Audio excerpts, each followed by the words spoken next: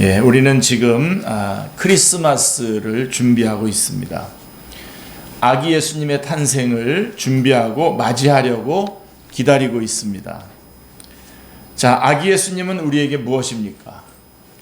그리고 우리는 아기 예수님께 무엇이 될 수 있습니까? 자, 오늘 본문의 이야기를 통해서 그 의미를 발견하는 시간이 되시길 바랍니다. 그러니까 예수님이 우리에게 무엇이며 또 우리는 아기 예수님께 무엇이 될 수 있을까를 꽉 붙잡는 오늘 말씀이 되길 바랍니다. 먼저 임마누엘 앞부분에 우리와 함께 하시는 하나님 임마누엘에 관한 말씀을 좀 나누기를 원합니다. 자, 예수님의 탄생에 관한 이야기는 마태복음과 누가복음에 기록되어 있습니다. 물론 요한복음에도 다른 차원에서 기록은 되어 있습니다. 영적인 차원에서 예수님에 관한 부분을 이야기하고 있는데 실제적으로 이 땅에 오셔서 역사하신 그 이야기는 마태복음하고 누가복음에 기록되어 있습니다. 자, 마태복음의 기록은 여러 면에서 누가복음의 기록과는 다른데요. 그 중에 한 가지는 마태복음은 예수님을 임마누엘이라고 소개하고 있다는 것입니다. 예, 임마누엘. 예. 임마누엘이라고 하는 이 말은 구약의 이사야서에 기록된 말씀입니다. 예, 조금만 여러분들이 집중해서 좀 이 앞부분을 들어주시면 좋겠는데요. 유다 왕 아하스 때에 아람 왕과 이스라엘 왕이 합쳐서 동맹을 맺고 유다를 공격합니다. 그래서 두 왕은 예루살렘 성을 무너뜨리려고 맹렬히 공격을 했지만 능히 이기지 못했습니다. 왜 그러냐면 하나님께서 유다를 보호했기 때문에 그렇습니다. 자, 그렇지만 하나님께서 유다를 보호해 주셨지만 유다 백성들하고 유다왕 아하스하고 백성들의 마음은 크게 흔들렸어요. 두려움이 있었어요. 하나님께서는 그 두려움에 어쩔 줄 모르고 있는 아하스 왕에게 이사야 선지자를 보내서 용기를 북돋아 주시면서 하신 말씀이 바로 뭐냐면 바로 이사야서 7장 14절 16절에 나와 있는 아하스 왕에게 너희가 이길 것이다 라고 하는 승리의 징조를 주신 게 바로 임마누엘입니다. 그래서 14절 16절을 보시면 그러므로 주께서 친히 징조를 너희에게 주실 것이라 보라 처녀가 잉태하여 아들을 낳을 것이니 그의 이름을 임마누엘이라 하리라. 대저 이 아이가 악을 버리고 선을 선택할 줄 알기 전에 내가 미워하는 두 왕의 땅이 황폐하게 되리라 라고 말씀하고 있는 것입니다. 예. 조금 어려운 듯해서 제가 쉬운 성경으로 다시 한번 읽어드리겠습니다. 이사야서 7장 14절 16절이요. 그러므로 주님께서 당신들에게 몸소 표적을 주실 것입니다. 보시오, 처녀가 잉태하여 아들을 낳을 것이며 그 이름을 하나님이 우리와 함께 계신다는 뜻의 임마누엘이라고 부를 것입니다. 왕은 지금 에브라임과 아람 왕들을 두려워하고 있습니다. 그러나 그 아이가 옳고 그른 것을 판단할 줄 알기 전에 에브라임 땅과 이스라엘이죠. 아람 땅은 황무지가 될 것입니다. 라고 이렇게 말씀해 주고 있습니다. 즉 어떤 처녀가 임신하여 아들을 낳게 될 것인데 그 아들이 어른이 되기 전에 아람과 북이스라엘 땅은 망하고 유다의 평화가 올 것이다 라고 하는 메시지를 아하스 왕과 백성들에게 준 겁니다. 예. 임마누엘이라고 하는 기쁜 소식을 준 겁니다. 예. 그래서 온 그 아들, 처녀가 잉태해서 낳게 되는 그 아들이 바로 임마누엘이라고 하는 것이죠. 그 뜻이 뭐냐? 하나님께서 우리와 함께 계신다는 것입니다. 자, 하나님께서는 임마누엘이라고 하는 아들을 아하스 왕에게 주심으로써 하나님께서 그와 함께 계시다라고 하는 함께 하심을 눈으로 볼 수 있게 해 주셨습니다. 아멘. 자, 그 아이가 자라는 동안 아하스 왕과 백성들은 하나님께서 약속하신 승리와 평화를 기대하며 확신할 수 있었습니다. 예. 자, 그럼 여러분 사도 마태는 이 예수님의 탄생을 바로 이 아하스 왕 시대에 임마누엘의 탄생을 비유함으로써 예수님의 탄생, 성탄의 의미를 특정하고 있습니다. 예. 곧 성탄은 하나님께서 두려워하는 우리와 함께 하신다라고 하는 하나님의 메시지입니다. 꽉 붙잡으세요. 일단 첫 번째 하나. 자, 성탄은 뭐라고요? 두려워하고 있는 우리들을 하나님이 함께 하셔서 두려워하지 말라고 하는 메시지라는 겁니다. 예. 꽉 붙잡으십시오. 예. 자, 오늘날 우리의 현실은 어떻습니까? 코로나19로 인한 모든 상황은 처참합니다. 예. 그리고 주변을 둘러보십시오. 청년들이 좋은 직장을 구하기가 힘들다고 합니다.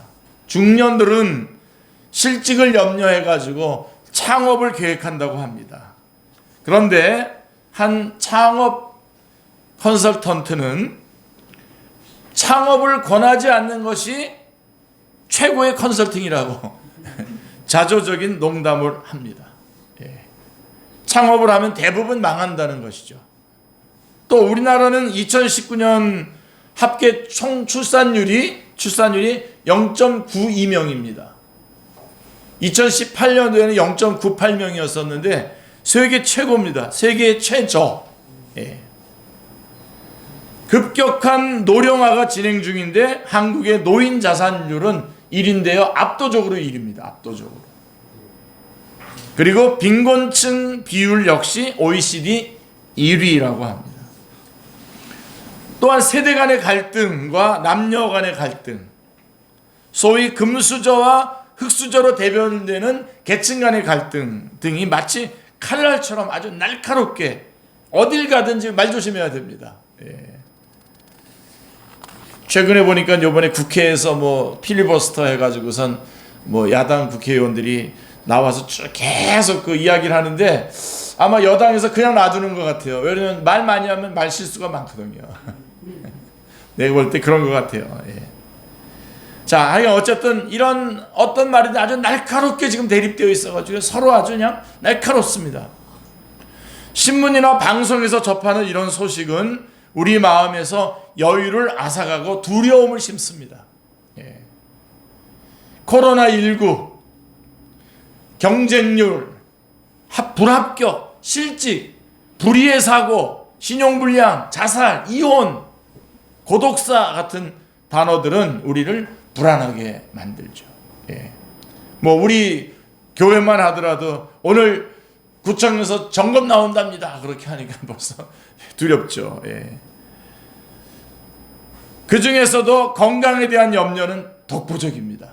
건강에 대한 염려. 건강의 염려가 얼마나 큰지 이런 노래 여러분 아세요? 행복하자, 우리 행복하자, 아프지 말고, 아프지 말고, 행복하자, 행복하자, 아프지 말고. 아시죠? 그런 가사의 노래도 있는데 듣다가 보면 정말 서글퍼집니다. 예. 우리가 귀에 들려오는 사람들의 모든 말들에 휘둘린다면 결코 두려움에서 벗어날 수 없을 것입니다. 예. 자, 우리는 어떻게 이 두려움을 이길 수 있을까요? 예, 어떻게 두려움을 이길 수 있을까요? 자, 아하스 왕에게 임마누엘을 주신 하나님께서는 우리에게도 한 아기를 증표로 주셨습니다. 아멘. 하나님께서는 세상에서 가장 귀하고 아름다운 아기 예수님을 우리에게 보내주셨습니다. 아기 예수님을 두 눈으로 보고 즐거워하며 세상 걱정과 염려를 다 잊어버리라고 이 땅에 보내주신 것입니다. 두려워하지 말라고 보내주셨습니다. 예. 우리는 언제나 하나님께서 우리와 함께 하신다는 사실을 기억해야 합니다. 그리고 염려하지 말아야 됩니다. 두려워하지 말아야 됩니다. 자, 하나님께서는 우리가 실패할 때도 함께 하십니다. 가난할 때도 함께 하십니다. 실직할 때도 함께 하십니다. 병석에 누울 때도 함께 하십니다. 마음이 괴로울 때도 함께 하십니다. 내 바람과 소원이 이루어지지 않았을 때도 함께 하십니다. 사람들에게 환영받지 못할 때에도 하나님은 우리와 함께 계십니다. 예.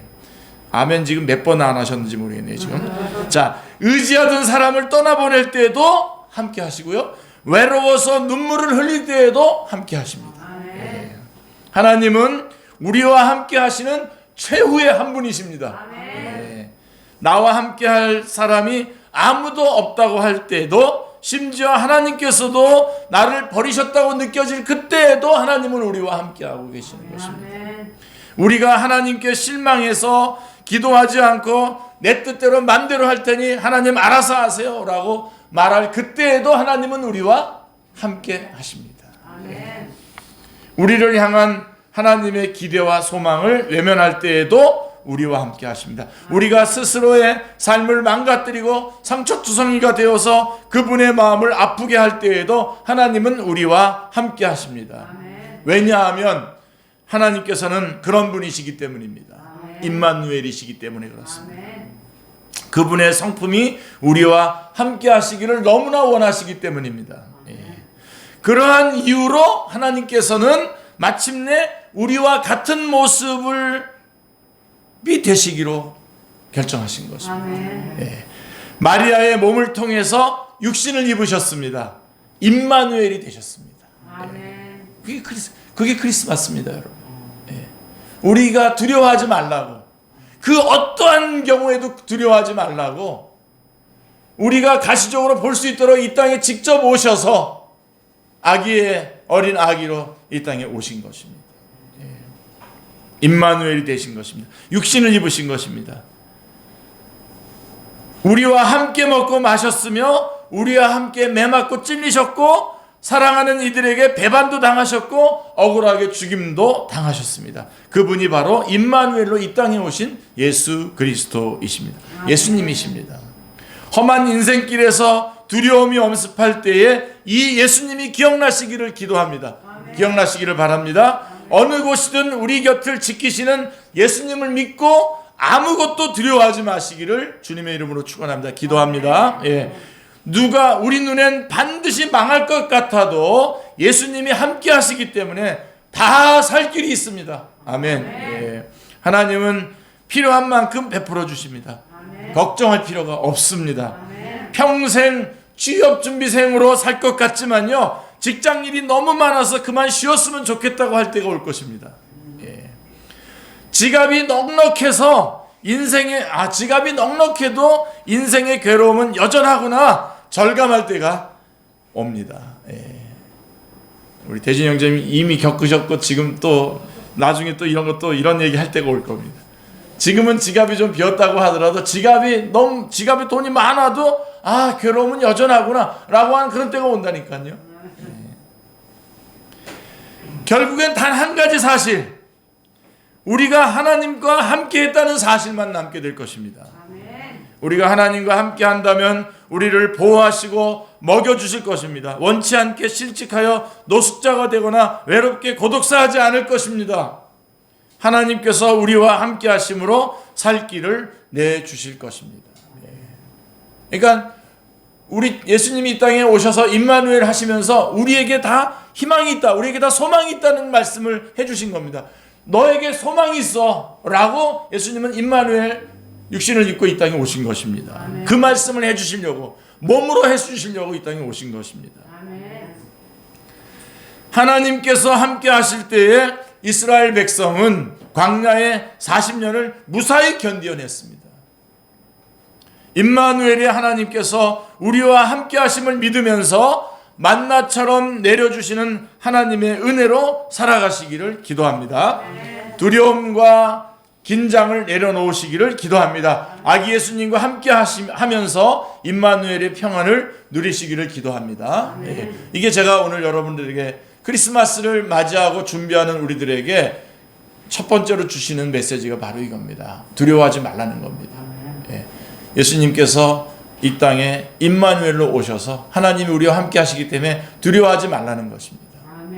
그리고 또 하나가 이제 마태복음이 전해주는 성탄 기사의 또 하나의 특징은 뭐냐면요, 여러분들이 이거 생각하실런지 모르겠는데 마태복음은요 철저히 요셉의 관점에서 기록했다는 겁니다. 누가복음이 마리아의 관점에서 기록을 했다고 한다면 요셉의 관점에서 기록되었다는 것입니다. 자, 보통 성탄절을 생각하면 예수님과 함께 누가 주인공으로 나타나냐면 예수님의 어머니 마리아가 떠오르고, 요셉은요, 요셉은 조연이죠. 조연. 완전히. 예. 존재감이 없는 것이 바로 예수님의 아버지 요셉입니다. 육신의 아버지 요셉. 아마도 그 이유는 예수님의 아버지라고 하면 당연히 무슨 생각을 할까요? 하나님 아버지가 떠오르고, 예, 요셉은 그저 무늬만 아버지라는 인식 때문인 것 같습니다. 예. 그런 요셉을 사도 마태는 성탄 이야기의 주인공으로 뽑아냅니다. 예. 오늘 말씀, 마태복음 오늘 말씀에 보면 바로 그 주인공이 누구냐면 요셉이에요. 요셉. 잘 보세요. 요셉은 예수님의 아버지입니다. 자, 근데 오늘 우리가 두 번째로 꼭 붙잡아야 될 말씀, 오늘 아까 임마누엘을 붙잡으시고 두 번째로 우리가 꼭 붙잡아야 되는 것은 예수님의 아버지가 된다는 것입니다. 예. 그러니까 이번 크리스마스는 우리 요셉의 이야기를 제가 지금 하겠습니다만은, 하기 전에 먼저 말씀드린다면 우리가 영적인 아버지가 되어야 한다라고 하는 것입니다. 아버지가 되라고 초청하는 것이 바로 이번 크리스마스에 하나님께서 우리에게 주시는 메시지인 것입니다. 자, 보세요. 요셉은 예수님의 아버지입니다. 한 인간으로서 예수님의 법적, 사회적 아버지였습니다. 자, 그가 처음부터 예수님의 아버지로서 자신의 정체성을 인식한 거 아니에요. 아버지가 되고 싶어 하기도 한 것도 아니었어요. 그는 마리아의 태중에 있는 아이가 남의 아이라고 생각을 했고요. 그 때문에 마리아를 버리고자 했습니다. 예. 하나님께서는 이러한 요셉에게 직접 천사를 보내셔서 어떻게 하셨죠? 20절, 21절에 보시면 이 일을 생각할 때에 주의 사자가 현몽하여 이르되 다윗의 자손 요셉아, 다윗의 자손 요셉아,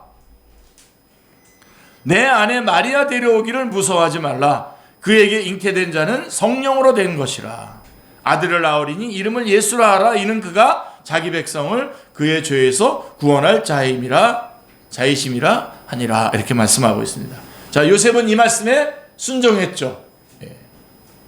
마리아와 결혼하고 마리아가 아들을 낳기까지 잠자리를 같이 하지 않았고, 아들을 낳자 이름을 예수라고 불렀습니다.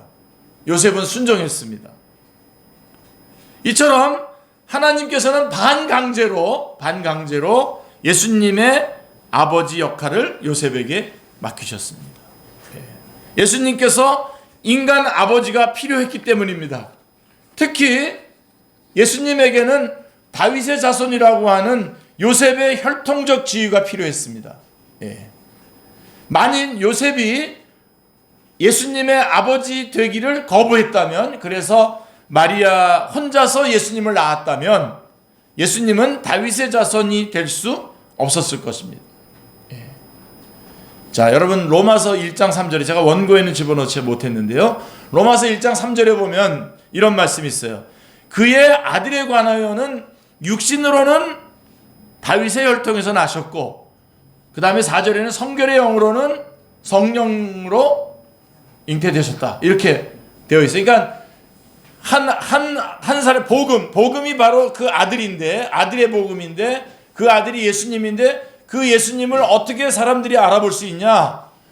육신으로는 다윗의 혈통으로 나셨고, 그 다음에 그 영으로는 성령님으로 잉태됐을 때에 그 사람이 바로 그 아들의 복음인 바로 복음이다, 예수님이다 라고 하는 것을, 메시아다 라고 하는 것을 말해주고 있는 것인데요. 로마서 1장 3절 4절에서요. 자, 만약에 그래서 요셉이 예수님의 아버지가 되기를 거부했다고 한다면, 혼자서 마리아가 예수님을 성령으로 잉태해서 아기 예수님을 낳으셨다고 한다면, 바로 이 부분, 그가 요셉의 다윗의 자손에서 예수 그리스도 메시아가 오실 것이다 라고 하는 그것이 아마 확보될 수가 없었겠죠. 그렇게 된다면 예언된 메시아로서 사람들에게 인정받기 어려웠을 것입니다. 그래서 요셉에게 예수님의 아버지가 되도록 마리아를 버리지 말고 데리고 오라고 말씀해 주신 것이죠. 예. 제가 조금은 아주 매끄럽게 설명은 못했지만 여러분들이 지금 이해를 하셨죠, 그죠? 예. 자, 좀 더 일반적인 관점에서 생각해 본다면 이는 예수님께서 한 인간으로서 자라나기 위해서는 반드시 인간 아버지가 필요했음을 의미하는 것입니다. 예수님은 본질상 창조주이시자 하나님이신데도 인간이 된 이상은 인간 아버지가 필요했습니다. 이러한 사실은 이 세상의 어떤 사람이라도 그에게 아버지가 반드시 필요함을 말해주는 것입니다. 아버지의 존재는 한 아기가 사회의 구성원으로 성장하는 데 반드시 필요합니다. 그러니까 여러분, 어머니는 좀 무조건적인 사랑이잖아요. 아버지는 무조건적인 사랑이 아니에요. 정당하게 사랑을 해요. 정당하게, 공평하게. 그래서 바로 한 아기가 자라갈 때에 그런 어머니로부터의 그런 무조건적인 사랑도 받아야 되지만 바로 이런 그 사회의 구성원으로서 성장하기 위해서는 아버지도 필요합니다. 아버지의 사랑도 필요합니다. 예. 아버지의 존재는 한 아이가 사회의 구성원으로 성장하는 데 반드시 필요합니다. 아기는 어머니의 사랑을 먹고 자랍니다. 어머니는 제 자식이 털이 나고 목소리가 걸걸해져도 이뻐 죽겠다고 합니다. 자, 이러한 무조건적인 사랑 속에서 아이는 안정감을 느끼면서 견고한 자존감을 형성을 하죠. 그러나 어머니의 사랑만으로는 아이가 성숙하지 못합니다. 아이는 아버지의 사랑을 경험할 때에 바로 성숙할 수 있습니다. 아버지는 아이가 복종해야 될 도덕적 기준을 제시함으로써 아이가 성숙한 인격의 아이로 자라가는 그 토대가 되게 하는 것이죠. 그러니까 아이는 아버지의 기준을 충족하려는 노력 속에서 인정과 칭찬을 받을 뿐만 아니라 때로는 징계를 받고 때로는 용서를 받는 경험을 통해서 사랑의 가치를 알게 됩니다. 또한 남을 사랑하는 법도 배우게 되는 것이죠. 그래서 예수님에게는 인간 아버지가 필요한 것입니다. 그게 바로 요셉입니다. 자, 자식과 몸으로 연결된 어머니의 특수하고 무조건적인 사랑과는 달리 아버지의 사랑은 어느 정도 조건적이라는 점에서 보편적인 사랑에 가깝습니다. 이게 두 개가 다 있어야 돼요. 그래서 엄마 아빠가 다 있어야 되는 거예요. 그래서 자, 조건적인 사랑은 누구나 베풀 수 있는 사랑입니다. 요셉이 그랬던 것처럼 자기 몸에서 난 자식이 아니어도 베풀 수 있는 사랑입니다. 우리가 하나님께 순종함으로써 베풀 수 있는 사랑입니다. 자, 여러분, 하나님 참 재밌지 않습니까? 여러분, 아브라함에게는 독생자 이삭을 제물로 바치라고 합니다. 자기의 아들을 제물로 바치라고 해요. 독생자. 그리고서는 요셉에게는 뭐라고 얘기하냐면요, 어디서 생겼는지도 모를 아이의 아버지가 되라고 명령을 합니다. 재밌으시죠? 네. 이게 둘 다 순종해야 돼요. 근데 이삭은 하나님의 독생자 예수님의 예표라고 하는 점에서 이 두 이야기는 묘한 대조를 이룹니다. 하나님께서는 아브라함에게는 아들을 내어놓는 아픔을 요구하신 반면에 요셉에게는 당신의 아들을 맡기시면서 수고와 책임감을 요구하셨습니다. 내 자식, 내 새끼보다 중요한 것은 세상에 없습니다. 남의 자식이 다 잘 되어도 내 자식이 못 되면 행복하지 못한 것이 부모의 솔직한 마음입니다. 그렇죠? 예.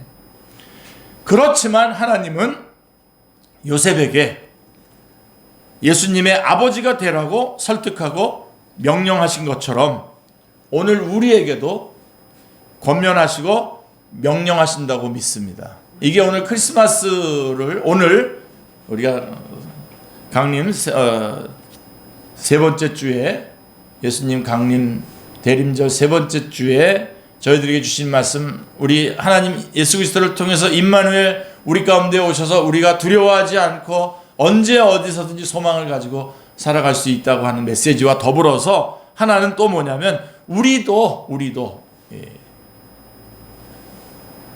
우리가 낫지 않은, 우리가 관계없는 영적인 자녀들을 맡아라. 그게 이번 크리스마스의 메시지인 것입니다. 예. 그러니까 내 자식, 내 새끼만 챙기지 말고 도움이 필요한 세상의 모든 아이들의 아버지가 되라고 말씀하고 있는 것입니다. 이해를 못해서 아멘을 안 하시는 건지, 감당을 못하겠어 말을 못하는 것인지, 하여간 조금만 더 설명해 보겠습니다. 요셉은 이 명령에 순종함으로써 예수님의 아버지가 되었습니다. 자, 이 과정이 수월하지 않았습니다. 아버지가 되고 싶다고 해서 덜컥 된 것이 아니라, 아브라함이 이삭을 바칠 때에 크게 고민했던 것처럼 요셉 역시 큰 고민과 갈등을 겪어야 했습니다. 자, 19절 말씀해 보시면요, 요셉은 마리아가 임신한 사실을 알고 조용히 파혼하려고 합니다. 그 이유는 마리아를 창피하게 만들지 않기 위해서였던 것입니다. 마리아를 위해서. 참 좋은 사람이죠. 그는 의로운 사람이라고 말씀하고 있습니다. 의로운 사람으로서 마리아의 부정을 사람들 앞에 공개적으로 선언함으로써 자신의 순결함과 의로움을 주장할 수 있는 사람입니다. 그럴 수 있었습니다. 그렇지만 요셉은 이 일을 신중히 생각했습니다. 왜 그러냐면, 만일 그 자신을 위해서 자기가 의인이 되기 위해서, 나는 깨끗하다, 이 문제에서 깨끗하다고 하는 것을 드러내기 위해서 만약에 그렇게 해가지고 마리아의 부정이 드러나잖아요. 그렇게 되면 마리아의 부정이 드러난다면 마리아와 그 다음에 그 태중의 아이가 어떻게 될 것인가를 생각한 것입니다. 마리아는 부정한 여인으로서 율법적인 유대 사회에서 고개를 들고 살 수 없게 될 것이었습니다. 또 그녀에게서 태어날 아이는 어떻게 되겠습니까? 사생자로서 거친 세상에 그대로 던져질 것이죠. 그걸 생각한 거예요, 요셉은. 요셉은 그렇게 매몰차게 할 수가 없었습니다. 차라리 두세 명의 증인 앞에서 조용히 파혼함으로써 마리아와 아이가 장차받게 될 고난을 덜어주고자 했습니다. 조용히 파혼함으로써 요셉은 별 이유 없이 마리아를 버린 무책임한 사람이 되겠죠. 그런 사람으로 정혼을 했다가 임신했다고 해가지고 파혼해 버린다면 이 사람이 참 무책임한 사람이구나 라고 하는 말을 들을 수밖에 없는데, 그렇게 되기로 결정했습니다. 여기도 아픔이 있었던 거예요. 그러니까 사람들은 요셉이 마리아를 임신시키고도 마리아를 버렸다고 손가락질할 것입니다. 그렇지만 요셉은 마리아와 그에게서 태어날 아이를 위해서 그 정도는 감수하고자 했습니다. 이런 점에서 요셉은 착하고 멋진 남자였습니다. 하나님께서는 흔들리는 요셉을 붙들어 주셨습니다. 마리아에게서 날 아이가 성령님으로 임신된 것임과 예언된 구원자임을 알려주심으로써 마리아와 함께하고 또 아기 예수님과 함께하는 길을 가게 하셨습니다.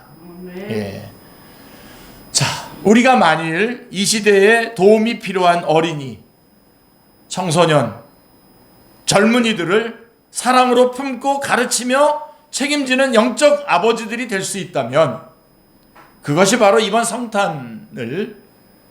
성탄의 주님을 제대로 영접하는 일이 될 것입니다.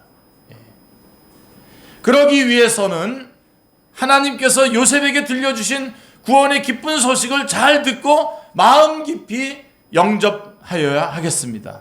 자, 요셉이 한 인간으로서 번민을 넘어 믿음으로 예수님의 아버지가 된 것처럼, 우리도 나 자신에 대한 걱정이나 내 자식에 대한 염려를 내려놓고 주님께서 선물로 주신 하나님의 자녀들을 열심히 먹이고 가르쳐야 하겠습니다. 우리 교회는 이게 굉장히 필요합니다. 지금. 이것이 바로 크리스마스의 의미를 정확히 알고 맞이하는 것이 됩니다. 자, 이번 크리스마스는 다른 사람들의 영적 아버지가 되기로 결심하고 맞이하는 진정한 크리스마스가 되시기를 주님의 이름으로 축원합니다. 그럴 때에 우리 가운데에 임마누엘 예수님이 충만하게 임하게 될 것입니다. 우리의 모든 두려움이 눈 녹듯이 사라지고 말 것입니다. 우리 마음에 하나님의 평안이 충만하게 임하여 기쁨의 찬양을 부르게 될 것입니다. 아멘. 요셉이 되시길 바랍니다. 예수님의 아버지가 된 요셉이 되시는, 그래서 누군가의 여러분들이 영적 자녀들을 많이 두고 그들의 영적인 아버지가 되기로 결심하며 맞이하는 이번 크리스마스가 되시기를 주님의 이름으로 축원합니다. 기도하겠습니다. 하나님 아버지, 저희들은 지금 크리스마스를 맞이하며 준비하고 있습니다. 그러나 주님, 저희가 이 땅에서 겪고 있는 모든 상황은 참 두려운 것들밖에 없습니다. 이때 주님께서 임마누엘로 오셔서 더 이상 그 어떤 것에도 두려워하지 말라고, 내가 너와 함께 있겠다고 하시는 약속의 말씀을 붙잡는 크리스마스가 되게 하여 주시고, 무엇보다도 이번 크리스마스를 맞이하면서 다른 사람들의 영적인 아버지가 되기로 결심하며 맞이하는 진정한 크리스마스가 되게 하여 주시옵소서. 감사드리오며 주 예수 그리스도의 이름으로 기도드리옵나이다. 아멘.